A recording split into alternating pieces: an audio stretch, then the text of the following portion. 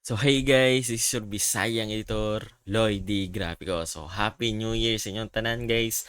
Karon pa ta naka-upload og new tutorial sa 2026 guys. So dugay ta naka-upload guys, mga taas-taas ug kay nga panahon guys. So karon lang jud ta nakabalik og upload og tutorial. So karon is 2026 January 5. So, mo ni atong pinaka first tutorial sa 2026 guys. Go. So karong adlaw guys, tudloan ta mo usaon pag create og design sa sublimation t-shirt or jersey. So karon guys, tudloan ta mo usaon pag gamit sa mga mock-up na to guys. So saan pagbutang og mga design, mga assets sa to ang t-shirt. Kumbaga ang mock-up man gud guys is mo na siya ang presentation sa ato ang client. So for example, magpa-design si client. So dapat na kay mock up nga ipakita like kung baga ma-present ba kung baga presentation kang client para makita niya ang preview bago nga ma-print ang t-shirt nga ihang gusto. So para ano na to na guys, para ma-present na to na siya sa client, dapat natay mock up jud. So og wala pa may mock up guys, i-message lang ko ninyo sa to ang TikTok account or sa Facebook page. So na-discount guys ang mga followers. So, ang pinakauna to nga himuon is magkuha ta og ato ang mock-up. So, for example lang, ato ang i-mock up si client nagpa-design og t-shirt. So, t-shirt ang ato ang kwaon nga mock-up guys. So, ang ato ang mock-up guys is 70 plus kabuok. So, i-message lang ko ninyo sa ato ang Facebook or TikTok account guys. So, i-open lang nako. Makita na ko, i-locate lang nako akong mock-up. And then, ako ang mock-up is number,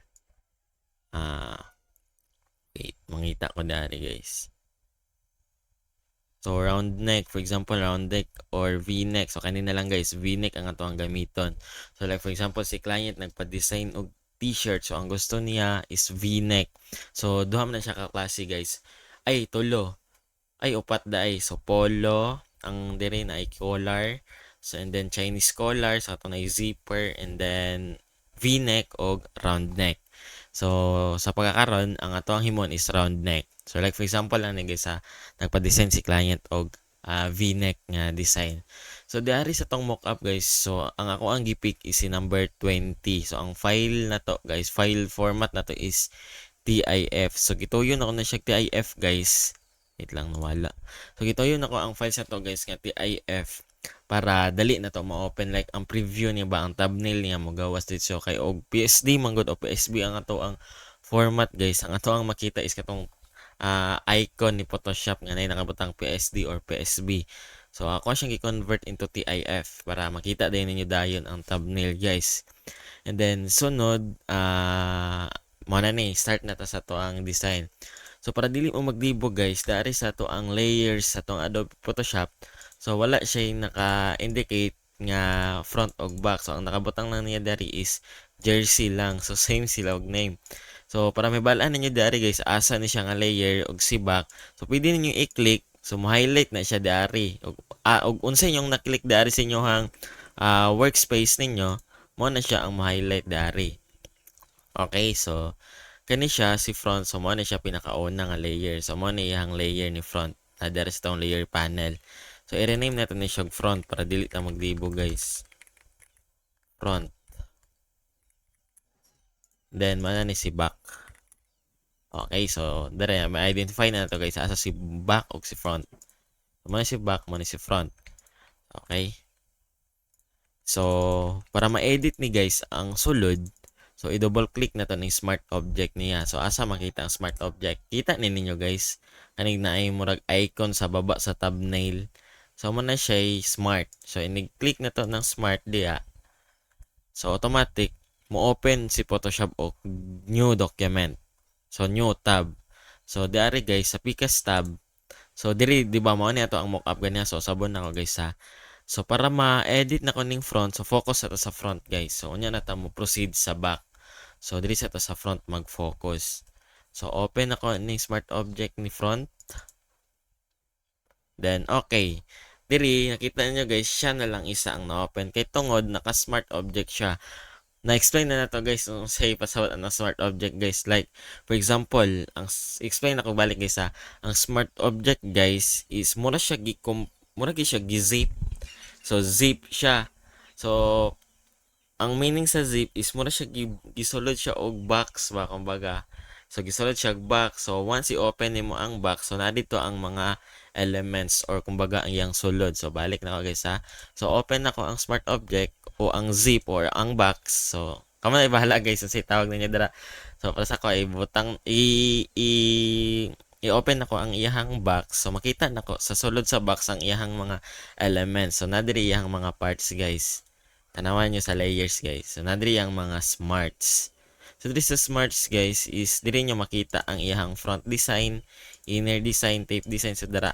So explain na to na unya guys. So sunod, di ba na open na nato ang box. So nakita na nato ang inside sa box guys. So diri na nato ma-edit jud ni siya bago siya mogawas dari.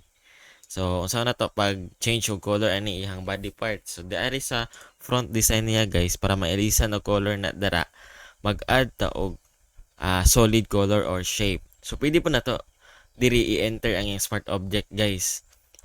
So para ma-open to iyang box, so inside the box guys, so need na to ni siya i-double click ang iyang icon sa baba sa thumbnail. So double click na to siya, so automatic na open. So nakita ninyo diring murag blueprint guys, kining blue nya na ay grid.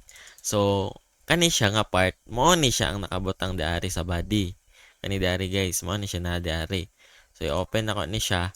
So ug unsa ko ang ibutang diari guys, mo na siya ang mugawas diari sa front. So for example, mag-create ko shape na rectangle color orange. So butang nako dara, inigbalik nako dito sa ato ang body guys sa atong ato ang gi-open gani ha. Inigbalik na to diari, walay mahitabo. Di ba nagbutang na tag orange, nganong walay nahitabo diari. Kay tungod wala nimo siya na control S. Meaning sa control S guys, i-control S nimo is save. So inig i-save nimo siya guys nga sa diari nga tab, sa diari nga document. Mao na siya ang ma-apply diari. Kay mao man ni nga document atong gigamit kani gani oh, kani nga layer. Kini nga layer atong gi-open ganiha, di ba? Gi-double click na to ning smart object niya nga icon, kining thumbnail niya. Diri double click na to ni siya. So mo na siya diri nga part. So katong nga ganiha diari. So balik ko na ako guys ha. So diari, X na ako. So diari sa ihang front design, i-double click na ko iyang smart object. So na-open siya. So timanin ninyo guys, kini nga document, kini nga tab is mo ni siya. Kini naka-highlight na to nga front design nga name. So na diari. So balik na to dito sa to ang tab. So mag-add ta dirag color orange nga shape. And then ato ang i-control S. So walay mahitabo guys no ug di ta mag-control S. So dapat i-control S na to. So once ma-control S, okay na, na-save na. So automatic mo na siya ang motaplak dari sa iyang front design guys. So same process pud siyang right sleeve o left sleeve guys. So double click na po na to usab, then mag-add ta og orange or change itong color. Gusto na ko red. Example red, iyang left sleeve, right sleeve. And then the reason sa pikas is red. So para ano siya, para uniform sila guys. Control S na ko, then X na ko nga tab. So pwede rin ninyo i-X guys sa walay mahitabo na guys. Pwede rin magyapon na ninyo ma-open once ma-X to ninyo. Like kato gani, katong inig-open nyo sa ihang smart object. So inig-open nyo na yung smart object niya, nagyapon na siya dara. Basta yung pag-i-X na ninyo, di na siya mawala. Okay?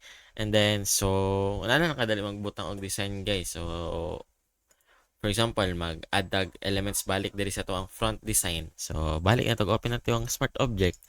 And then, mag-add tag shape na color white. So, forma na to kontahay dara.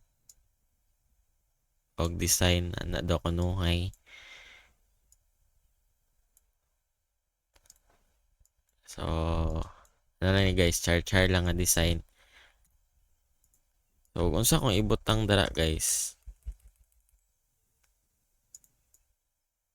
Na, platinan ako. So, unsa kung ibutang dara guys, basta pag picture na wong nimo ibutang dara, o iro ni mga picture sa imong iro nga picture, ibutang nimo dara, mo na siya magawas guys once ma-control S nimo.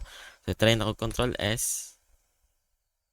then i-X na ko. So mo na siyang nigawas dara guys. So amo na bahala mo sa inyong gusto ibutang ninyo sa inyong design guys. So basta sa toang mock-up guys, makita ninyo dara sa inyong smarts. So nara dira iyang mga body parts guys. Yun na lang kadali gamiton ang ato ang mock-up guys. So this is your Bisayang editor, Lloyd D. Grafico. So thank you for watching guys. So don't forget to follow and subscribe sa tong YouTube guys. So see you next time guys.